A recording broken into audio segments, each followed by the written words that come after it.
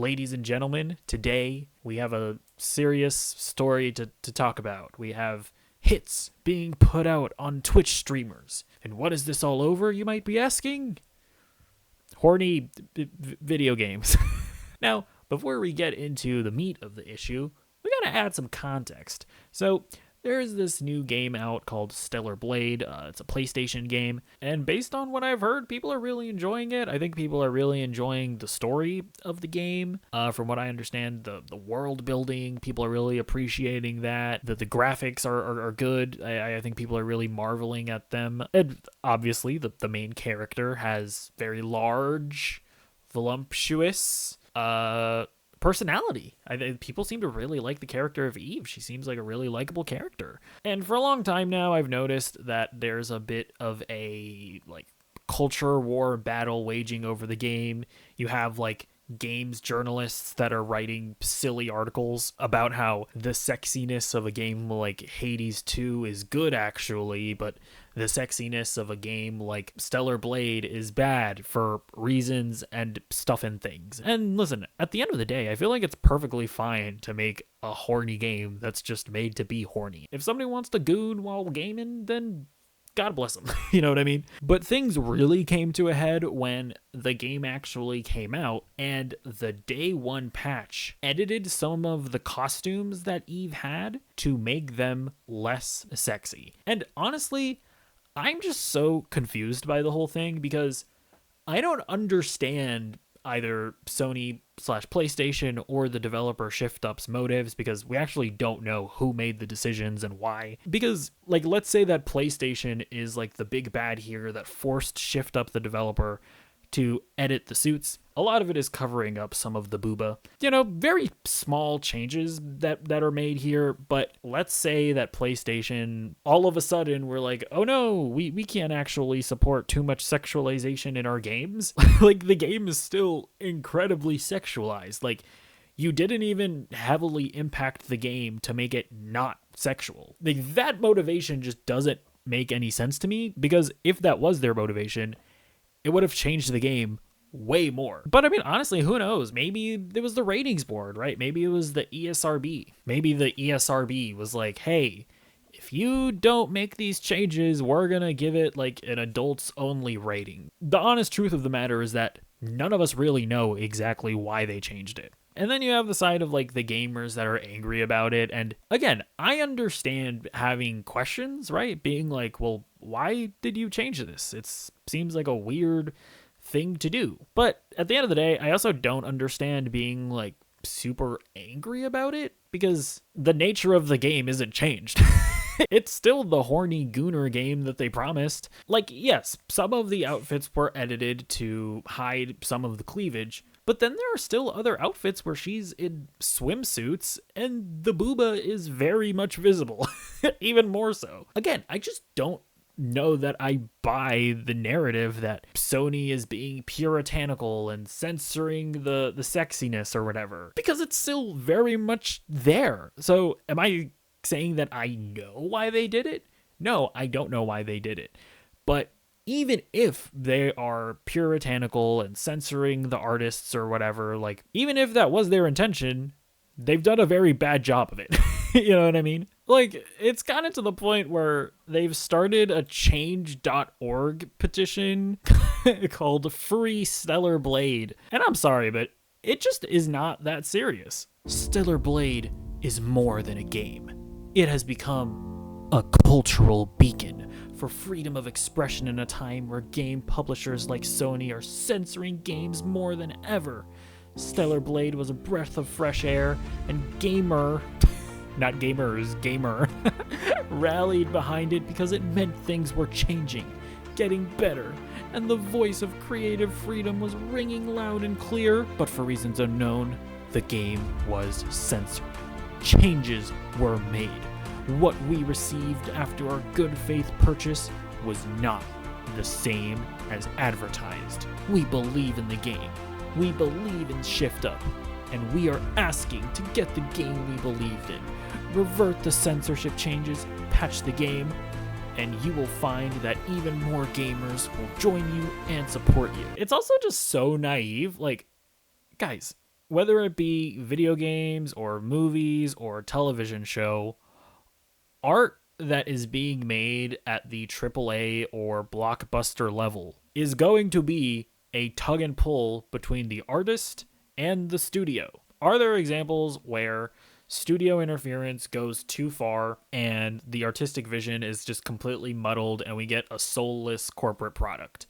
Obviously, there are examples of this, but I just don't think that Stellar Blade is one of them. And sorry, but when PlayStation is funding the game, the idea that they can't or shouldn't have their own say on certain aspects of the game, it's just a naive position to take. And it should also be noted, I don't want to be too mean here, because, listen, I look the way that I do. But yes, a lot of the people up in arms over the censorship, hiding behind anime avatars, they look and act exactly like you would think they would. My name is on the petition. Sony, this means war. Woke mob, this means war. Grums, you have my sword and you have my shield. Does this look like the body of an incel? Does this look like the home gym of an incel?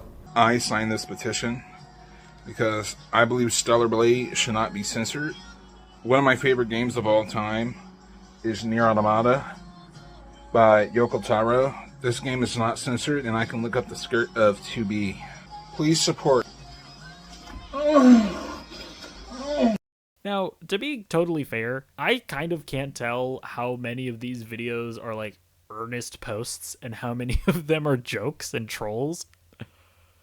Maybe these people are joking and trolling, but there are people that earnestly feel this passionately about this topic, and in my opinion, it is a little much. But I also have things that I feel passionate about that you would probably look at and be like, that's stupid, go touch grass. So, I mean, listen, if you want to sign the change.org petition, if you want to try to boycott the game until they give you the booba back, go for it. It's a free country. Okay, so now that we have all the groundwork laid out, let's get into the incident that happened that really kicked things off. Now, when I look at this whole culture war situation where you have puritanical games journalists versus the angry, horny gamers, honestly, to quote Norm Macdonald, now this might strike some viewers as harsh, but I believe everyone involved in this story should die. Now, to be clear, that was what is called a joke. I feel like I wouldn't normally have to make that distinction, but apparently I do. So this situation really came to a head when this tweet was made. This was a guy that quote tweeted a tweet that was trying to show what the Stellar Blade outfits were supposed to look like before the censorship. And he says, 20K to anyone that makes this dipshit disappear. Now, when I look at this tweet, I feel like this is a pretty obvious joke. I think that any reasonable person can look at this and realize that this is not an actual bounty that has been placed on Grums' head. Like, surely nobody's going to read this and think that this guy is actually going to give somebody 20K if they eliminate the Twitter guy Grubs. Now they want to hire hitmen to take me out. What did I tell everyone? They want you dead over game tweets. I've had 4 to 5 calls for violence today alone because I'm asking for Stellar Blade to be restored to what was advertised. And so I look at this situation and I'm like, really? Like, do you actually believe that this person like actually has a bounty out for you? But then I think more about it and I'm like, you know what? It is a tweet after all, and tweets can often be weird because you're not necessarily hearing like the inflection of somebody's voice when they talk, which makes it a little bit more obvious that it's a joke. It's a tweet that you have to read. So while I still maintain that I feel like this is obviously a joke and that he just finds the Grums person annoying, I can maybe understand like the outrage over it. But then there was this video of this Twitch streamer Denims, which in my opinion, was undeniably making a joke. Let's play it. Listen, I'll up the number, okay? 30K to anyone who'll make this dipshit disappear and make Eve's breasts bigger. Okay, you have to do both. All right? Because then it's a win-win for me. I get more breast, and I don't have to see that moron on my timeline anymore. So if you think about it. And this was the Grums guy's response. Twitch streamer Denim's TV ups my bounty to $30,000 while reacting to Asmongold's video about Tone Death's death threat against me. This is getting out of hand. This should be a permanent suspension on Twitch and X. Also, the FBI should be looking into this. And I'm just like, what? That is obviously a joke. Going right along with her saying that she's gonna up the bounty to $30,000, which is obviously being said in a joking tone and is obviously ridiculous, she adds to the bounty, you don't just have to kill someone, you have to make Eve's breasts bigger. And to see a lot of these people pearl clutch so hard over obvious jokes really points to what is another thing that has happened in the culture war, which is where a lot of these anti-woke people really have become as annoying, as sensitive as the woke people that they've been attacking all these years.